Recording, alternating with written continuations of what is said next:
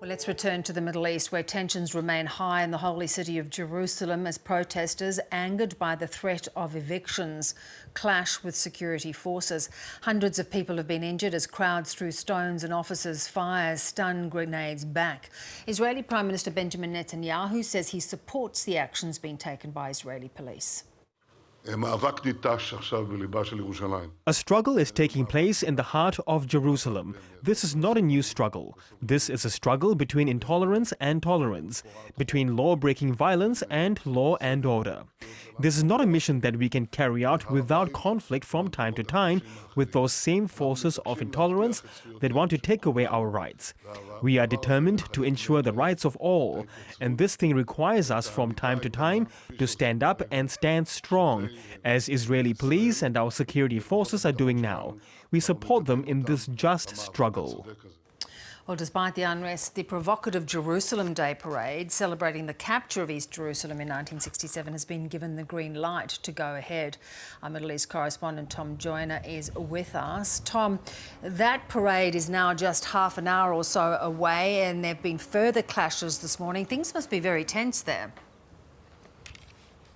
Well, that's right, Bev. It's an extraordinarily tense day here in Jerusalem.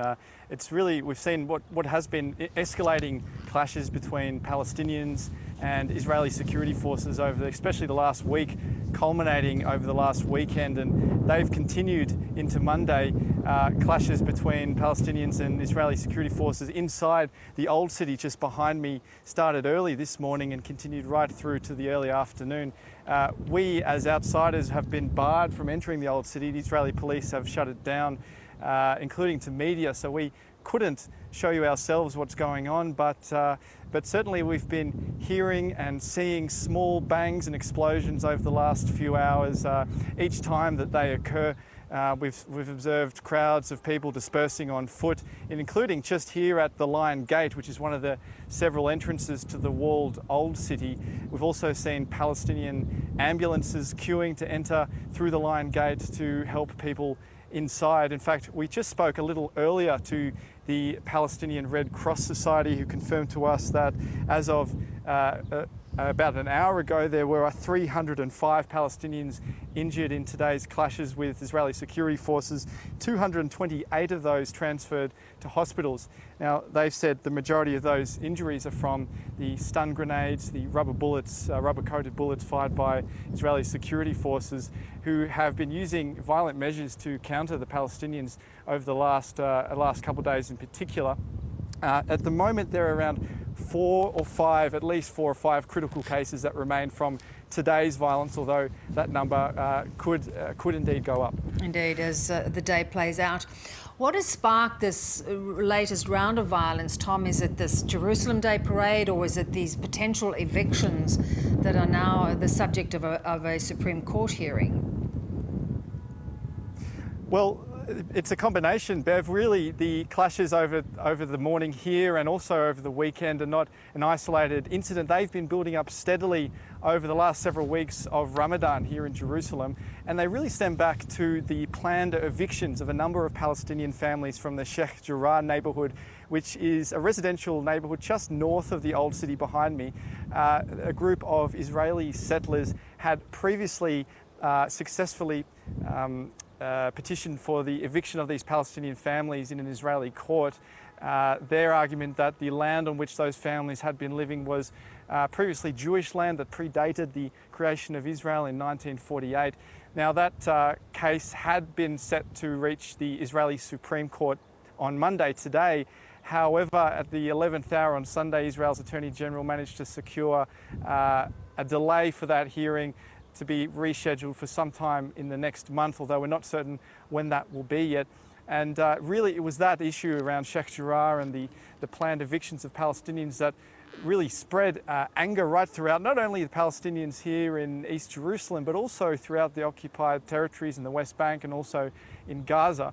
And it's that issue of the evictions that has galvanized Palestinians and motivated a lot of the protests over the last week, and particularly and also before that. Now, the separate issue today, of course, is Jerusalem Day here in Israel. Jerusalem Day marking, as you mentioned before, celebrating the Israeli capture of East Jerusalem in the 1967 conflict. Now it's a day that normally sees a parade of some kind or a march by Israelis through the centre of town.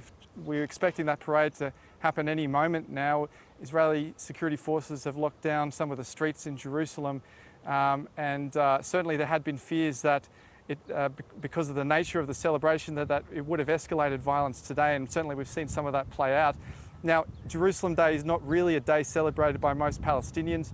In fact, it's the 1967 conflict in which Israel captured East Jerusalem that also kicked off the 50-plus year military occupation of the Palestinian territories, not just East Jerusalem, but also the West Bank and in Gaza. So it's a day when a confluence of factors have really led to the escalation in violence that we've seen throughout the morning. Yeah, Tom, and we heard Benjamin Netanyahu talking about justice, injustice and intolerance, but these issues are not quite that simple, and it's not necessarily going to stop the Palestinians protesting, even if it is violently. Well, that's right. The framing by Mr. Netanyahu as a law and order issue, it's similar to a statement on Twitter by the Israeli Foreign Ministry a few days ago, which referred to the protests as a real estate dispute. It's not really as straightforward as that. For many Palestinians, the issue of the planned evictions of Palestinians from East Jerusalem really goes to the heart of what we know as the broader Palestinian-Israeli conflict. And certainly, as I said, this is not an isolated incident, and it's really one that spread anger right across Palestinians in the occupied territories. It's spread on social media. Everywhere you look, there seems to be people talking about this, and to frame it as simply a law and order issue isn't quite doing it justice. Whether or not this is something that simply can be contained by Israeli security forces is not quite clear cut. Certainly, there seems to be no evidence that the unrest we've seen today and over the weekend and over the last weeks shows any signs of slowing down or stopping. Yeah, Tom Joyner, appreciate your time. Thanks so much.